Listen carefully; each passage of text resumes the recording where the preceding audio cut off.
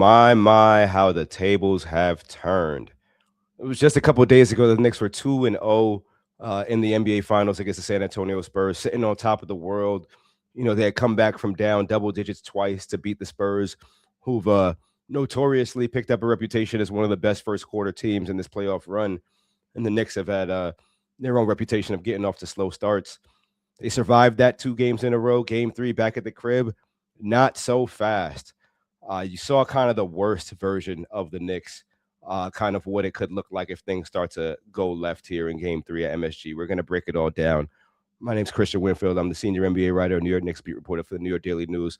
Also your host here of the Buzzer NBA show. And please, please, please bear with me, guys. I am battling a bad cough. Listen, you can ask anybody on press row that's been covered. They are tired of me right now because I just been coughing all over the place. It's disgusting. I hate it. But we got pressing things to discuss. I got my meds. Listen, this is going to be a short episode. I'm going to go pick up some meds. Next episode, this cough should be going. But you got to think about it. I haven't even had time to slow down. I was in Atlanta for a couple games. Like, we talking about maybe 10 days in Atlanta. Then we were in Philly. Then we were in Cleveland, and those were sweeps. Then I'm in San Antonio, and I'm coughing all over the place in San Antonio. People looking at me crazy. I'm like, yo, I don't know what's going on. So I went and got everything checked out, got some meds now. So your boy's okay. He's on the mend. The Knicks believe they're okay, too. So we can dive into some basketball here. The Knicks lost Game 3. Number one, you maybe would have been able to see this coming, knowing just the amount of buzz that was waiting for the Knicks at MSG. We're talking about the first NBA Finals game at MSG since 1999. We're talking about Donald Trump being the first sitting president to ever be in attendance for an NBA Finals game. The mayor, Zoran Mamdani, was there. Every celebrity you could think of was there. NBA players, actors, the Knicks had actors and entertainers as part of game day staff. Ben Stiller's out here taking photos on his own cinematography thing. You got AJ DeBonsa in there today asking questions, athletes coming through asking. It's a ridiculous scene. Cardi B performing at halftime. I mean, this is the stuff that, honestly, this is stuff that dreams are made of, except for the end of the game where the Knicks played with fire once again, thinking they could just come back and, spot another team, another double-digit lead. It didn't work out, right? So we have a few things to break down here. Number one, when the Knicks play their worst basketball, and we're talking about going back to the beginning of the year when you go and won the NBA Cup and then you lose 9 out of 11 coming into the new year, that's the worst basketball. When you lose 2 of your first 3 games of the first round series against the Atlanta Hawks, that's also the same version of bad basketball. And then just last night, ball movement, lack of ball movement, stagnant offense will be the death of this team if they are going to lose. If they're going to cough up a 2-0 NBA Finals lead and lose, I think they'd be only the 6th team in NBA history to ever go up. They'd be the first team ever to go up 2-0 on the road and lose.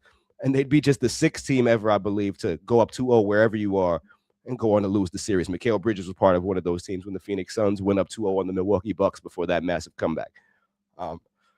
It's bad, guys. It's bad, but it's getting better, I promise. Listen, guys, the Knicks have to move the ball. If they don't move the ball, it's going to be a problem.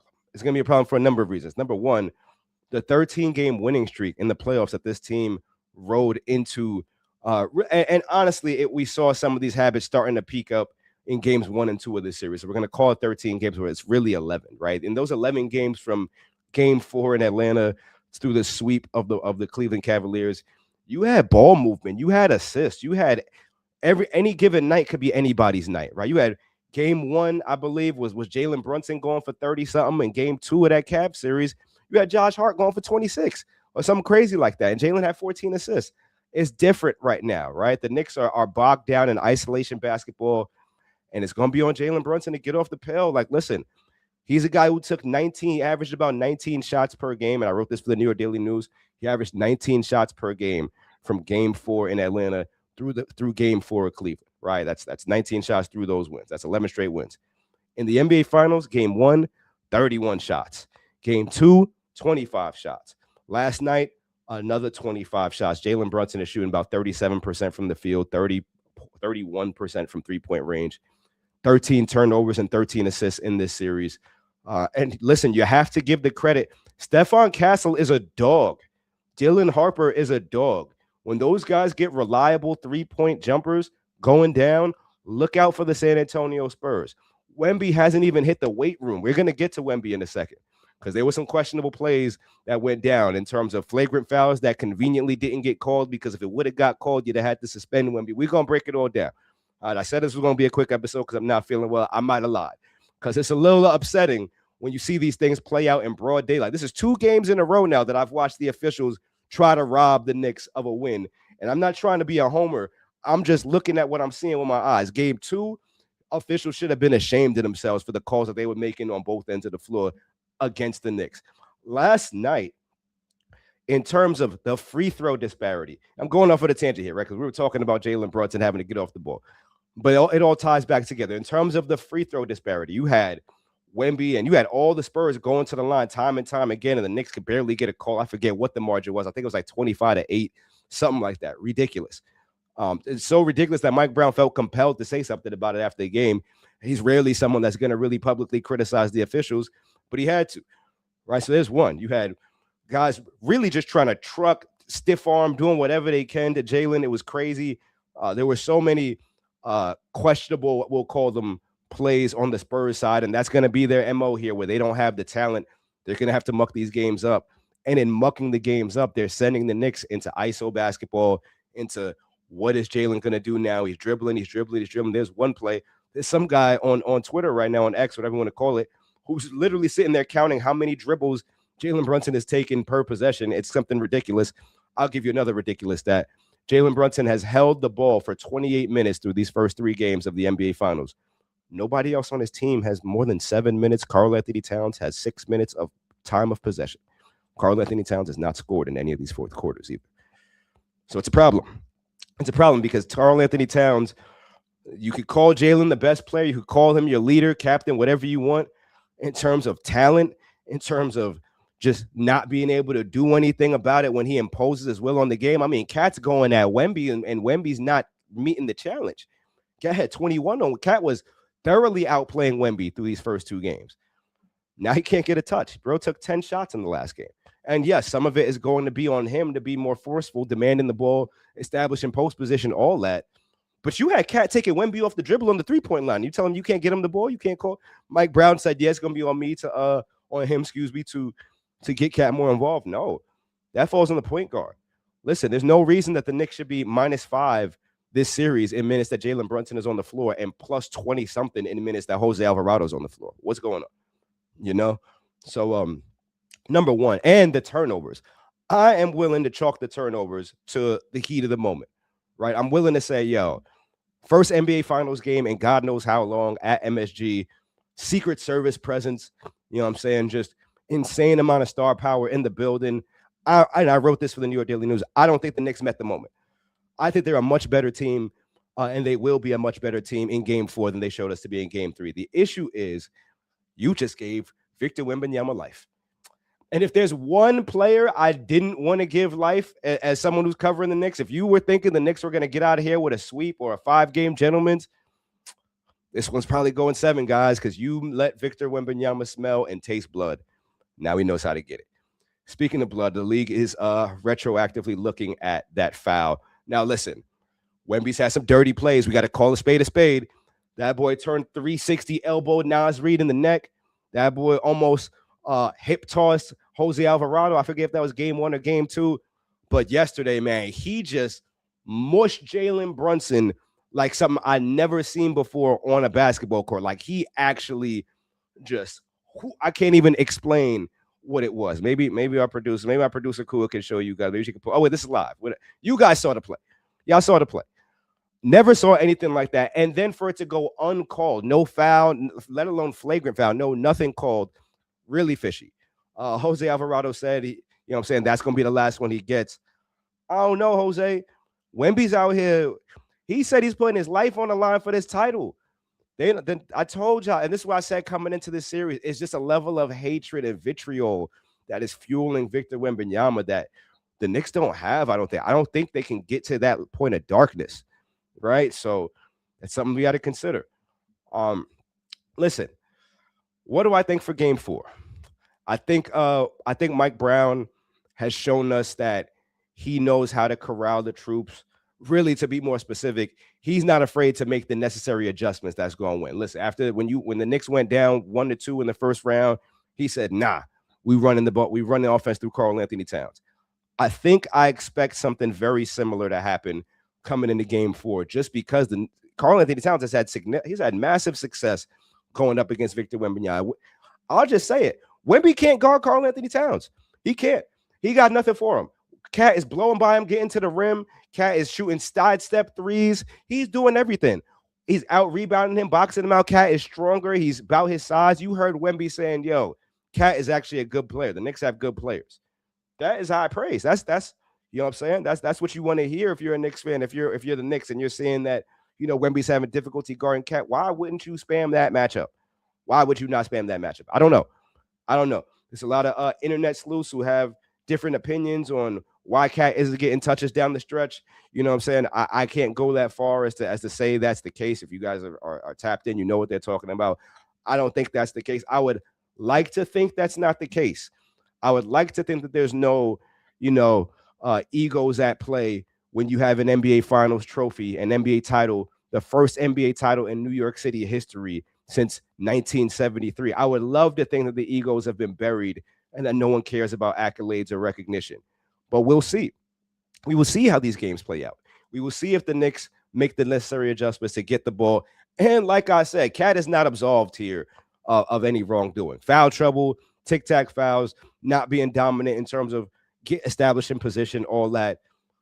But I don't think he needs to establish deep post position against Wemby. Give him the ball and clear out. Wemby cannot guard him. We've seen it too many times. Wemby don't got nothing for that. I'm willing to die on that hill right now. If you're telling me to pick Jalen Brunson scoring on Stephon Castle or Karl Anthony Towns getting a bucket on Victor Wembanyama right now, give me Karl Anthony Towns. Wemby doesn't have anything for him, right? That being said, I do think I don't know if the Knicks can just come out. If I can't come out here and say the Knicks are going to win Game 4 just outright, but there were just so many blunders. We're talking about 2 turnovers in the first 2 minutes of the game. On first a bad pass from Mikal Bridges over OG Anunoby. Then Mikal Bridges is cutting while Josh Hart is throwing them, and they're out of sync. Then you got another 2 turnovers coming right into the second half. Not good execution on the Knicks' part, and that's why I keep saying I chalk that up to jitters. I think they got that game out of their system.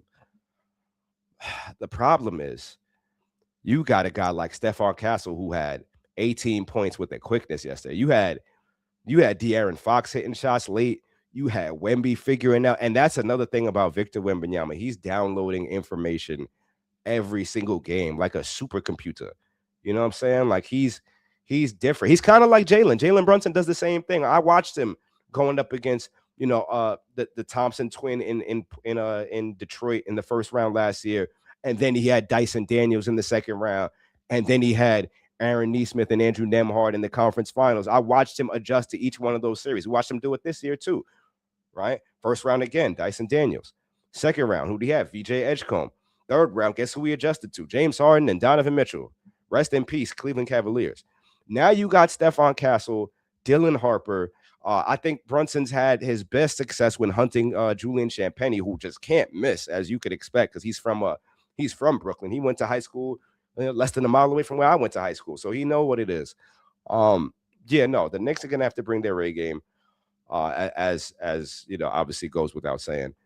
And it's interesting, one of the storylines that kind of broke through today, which I think is just really kind of beneath us all, but has to be addressed.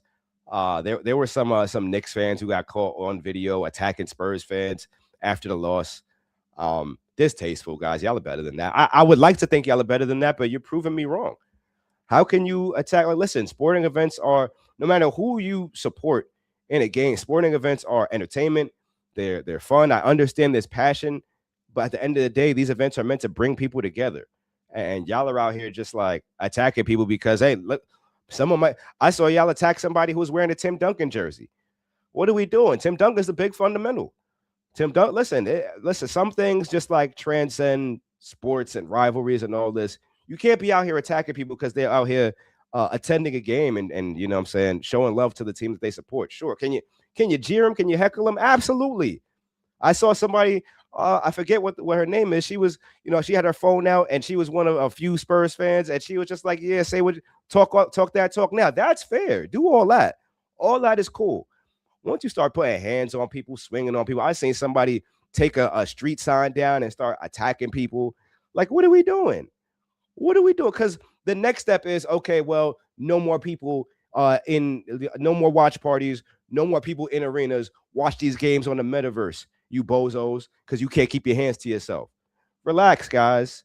Come on, let's enjoy the moment. This is the first NBA Finals at Madison Square Garden since 1999. You know what I'm saying? The Knicks have their only opportunity to win it right now. If they win it right now, you're gonna have the parade. You're gonna have all types of stuff, guys. Don't ruin the moment. It's not necessary. You're better than this. At least I thought you were better than this. All right, so we have Game 4 coming up at MSG tomorrow. If you're asking me if I'm ready for Game 4, the answer is hell no. I had to book flight to Game 5. Flight prices to San Antonio ridiculous right now. In case you were looking, my round trip flight cost like $650. The hotels are still pretty cheap, but ridiculous right now. The get-in price over there is, I don't know what the get-in price is. Probably something like $1,000 or so. I think the average price so far has been $1,000, so should be a little bit cheaper depending on where you want to sit. Game 4 tomorrow. I don't know. You've got a Spurs team that, like I said, is tasting blood. And now here's the thing: Mikal Bridges didn't have a good game. He's a guy that you expect to get going. Josh Hart, you wasted the Josh Hart 3-point game. Josh Hart hit 2 threes in like the first 3 minutes. He was on fire. Couldn't convert that game. It's tough, So if I had to lean one way, I think it's going to be another tight game. I think the Spurs have an opportunity to even this thing up at Madison Square Garden, right? And you've got a team. The Knicks have shown that they, sometimes play better on the road versus at home in the playoffs, but it's just so odd because in the regular season, particularly to start the year, they were awful at home, right? And now out of nowhere, they're the road warriors, but now they can't string together wins at the crib, which is really crazy. So we'll see what happens there. But man, guys, I think if I had to pick one, I don't know if the Spurs are going home down 3-1. I don't know that the Knicks are going to be able to even it up. The Knicks got to show me and show all of us that they can get back to playing the style of basketball that got them here to the NBA Finals, that they can move the ball around. There were games where everybody was in double digits. Everybody had 16 or more points. Jalen, you look up and Jalen's got 14 assists. How did that happen? He was moving the ball. Granted, some of this is ball pressure. A lot of it, and I keep tipping my hat to Stephon Castle. I think he's going to be one hell of a player, right? But I think that the Knicks, number one, they just have to meet the level of physicality that the Spurs are going to play with. Clearly, they're going to come through and muck this game up, right? They're going to do the dirty work right there. The Knicks have to respond. I think, and I don't know if you guys saw Stephon Marbury. Stephon Marbury posted on Instagram. He was saying, yo, listen, if somebody did that to one of my teammates, I'm there throwing haymakers into his rib, elbow right into the rib. Like, nah, you don't get away with that. I'm very curious to see whether the Knicks go with Jeremy Sohan to do something a little below the belt, whether it's Mitchell Robinson, who we seen stand on business against the Hawks. Somebody's gotta really check Wemby because it's crazy now. He's gone. And listen, that's how they play in Europe sometimes. In Europe, they push those bounds a little more. You could, even the goaltender, the rules in FIBA play, all that play, you could smack the ball right off the rim. You know what I'm saying? If it hits the rim, you can hit that. It's not goaltended, right? They're bending the rules a little bit out there, especially as it pertains to fouls and all that stuff. And he's bringing that European style of play here. The Knicks got to step it up, and they're gonna have to be a little physical back. You can't have Jose Alvarado as the only guy who was about to throw hands. It's gonna have to be Mitchell Robinson or Jeremy Sohan. We're gonna see.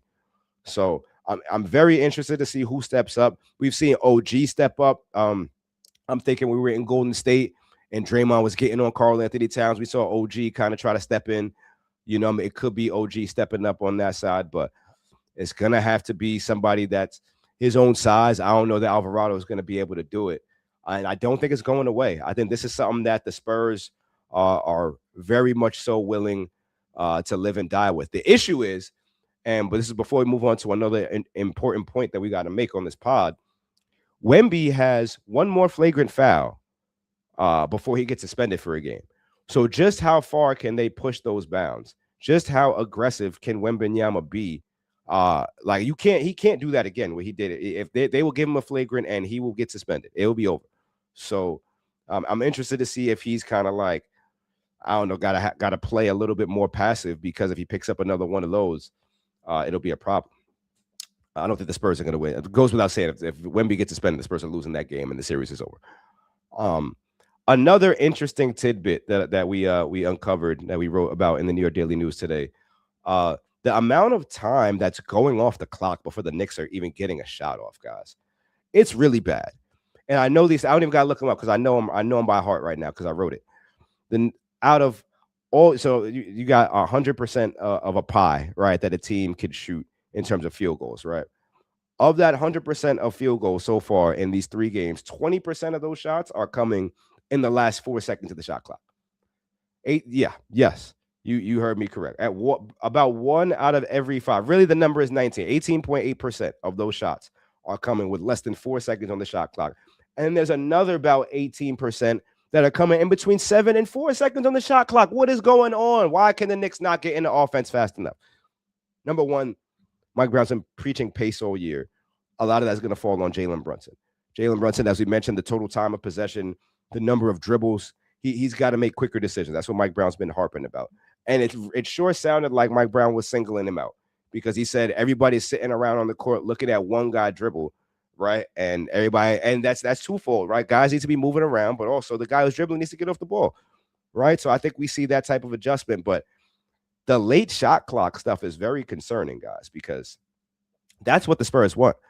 The Spurs were coming into this series saying, hey, they've been shooting an ungodly percentage in the last 4 seconds of a shot clock. But at the end of the day, we're going to live with those. Those are the shots that they want the Knicks to take.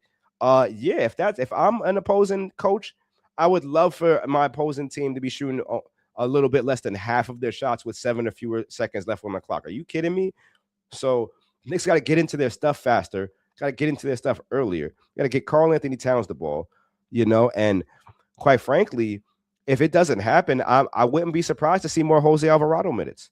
Miles McBride is a guy who's had the quick leash, because, sometimes his shot selection could be, he'll touch the ball and shoot a 3 with Wemby over him. I seen him do that, and Mike Brown pulled him immediately, right? His shot selection can be questionable at times too, but you got to find a way to get everybody involved, right? OG Anunoby is having one hell of a series. He needs to be shooting more. Josh Hart is a guy who can make plays for other guys, and he just had a pretty hot shooting game. He needs to be having his touches. Mikal Bridges, these guys need to be staying on the floor, right? But the issue is you had Josh in foul trouble one of those games. You had Mikal in foul trouble last night. The Knicks are kind of all over the place. I don't like that for them right now. So we'll see what ends up happening in Game 4. I do trust Mike Brown to make the necessary adjustments, and we will see where this team is going for Game 4. If I had to make an educated guess, it's tough, because sometimes you're asking me, as someone who's covered a team for 82 games, really now, in terms of this rendition of the team, we're talking about 164 regular season games, an Eastern Conference Finals trip, and now an NBA Finals trip. I'd like to think I know this team a little bit. And it's just hard for me to, and this is something that I came into the series talking about. I said this kind of when we started. The Spurs are the best first quarter team in this sport right now in the playoffs. And the Knicks, they just don't bring that punch. So I think we'll know coming right in to Game 4 whether or not the Knicks are going to win or lose. I can't take them for another comeback victory. They keep doing that. They're playing with fire. Game 3, they got burnt. So if they're not winning the first quarter, if it's not, I won't say if it's not competitive, but if we're talking about they're down 8, they're down 10, they were down 11 yesterday, they were down 14 in the first quarter game 1. If it's looking like that again, the Knicks are going to lose.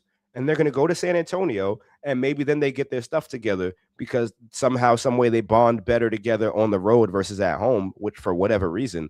But these guys need to show up and play the first quarter like it's the fourth quarter. The Knicks are the best fourth quarter team in basketball by a long shot.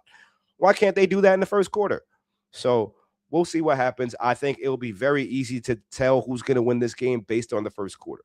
If the Knicks come to play and it's a tie game, or they're up, or they jump on the Spurs, you were on 9 days rest, guys. You had a 9-day rest advantage. So it's tough. It's tough to see that happen. Obviously, we should have known the series wasn't going to fall in a sweep. If I believe I said it was going to happen, if not here, then on a different show. And that was just me being a prisoner of the moment. This NBA Finals was never going to end in a sweep, but they had the ability to make it happen. You had the chance to have that happen in Game 3, and you kind of let it slip it's beneath your fingers. So we'll see what happens. I've got, like I said, I don't know who's winning this game by the way the first quarter is played. Um, and yeah, guys, I'm very interested to see what type of basketball Jalen Brunson is going to play. He's had to walk this line all year between becoming the facilitator and staying aggressive and scoring because the Knicks need him to do both. Stephon Marbury told me they need him to be Allen Iverson and John Stockton in one, right? And the defense hasn't really been the issue, right? Sure, did he get shifted by that Stephon Castle move was nasty, right? So listen, some guys are gonna get highlights on you. It be like that sometimes. Listen, De'Aaron Fox hit him with the in and out, and the step through fire. It's gonna happen, right? But the defense has been. I'll take the defense.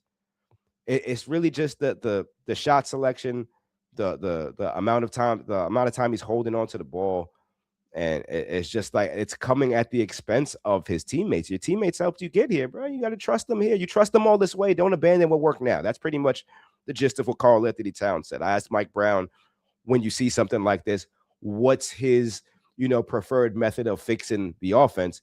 And he goes, yo, we just got to be honest with them and show them, you know what I'm saying? He's like, yo, you could talk to them about it, but you got to show them the tape.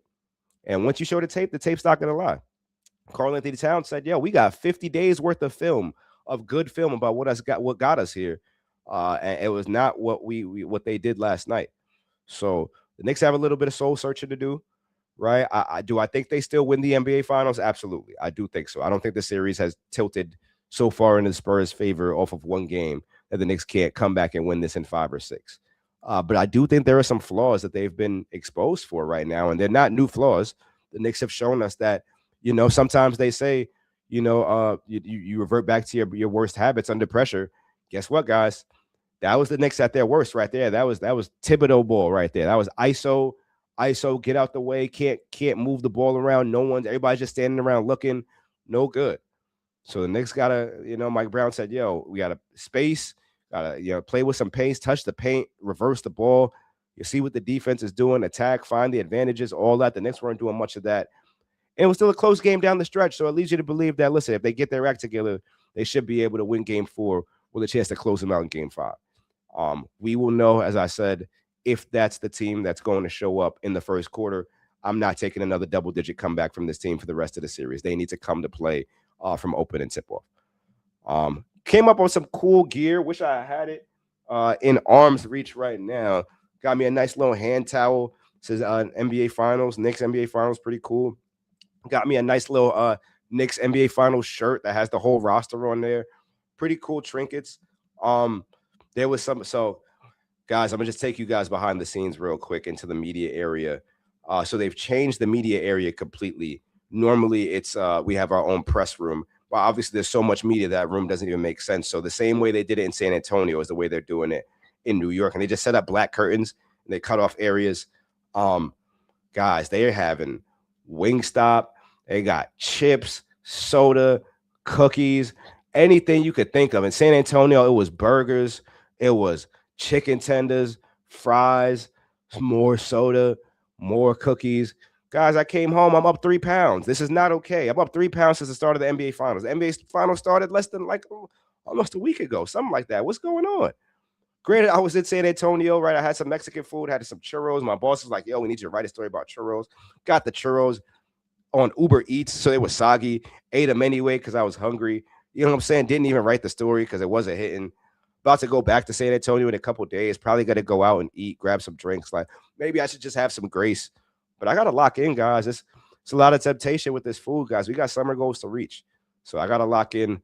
We're going to have some I got these. If you're in the Brooklyn area, Footprints right now has a ridiculous deal. They are doing $8 whole jerk chickens. Yes, you heard me correctly. $8 whole jerk chickens. You could get them on Uber Eats right now. I got 2 of them things. They lasted me for a minute because I need to hit my protein goal. Man, guys, listen. I'm under the weather, but I had to go spell. I said this was going to be a quick one. I spent 30. This might be the longest I ever done pod, and I did this by myself, just talking, no guests. I will have a guest for the next episode, probably multiple guests. I think I want to have more than one guest in an episode. So you guys have any ideas, let me know who you'd like to see Anybody that you see covering the Knicks or the Spurs right now, I could have on there, or a lot of your favorite NBA writers or reporters or just media folks are around. I see them all the time. I got good relationships with them. So anybody you want on the show, plug them real quick. I'll make sure to get them on. And as you always know, this is the Buzzer NBA show.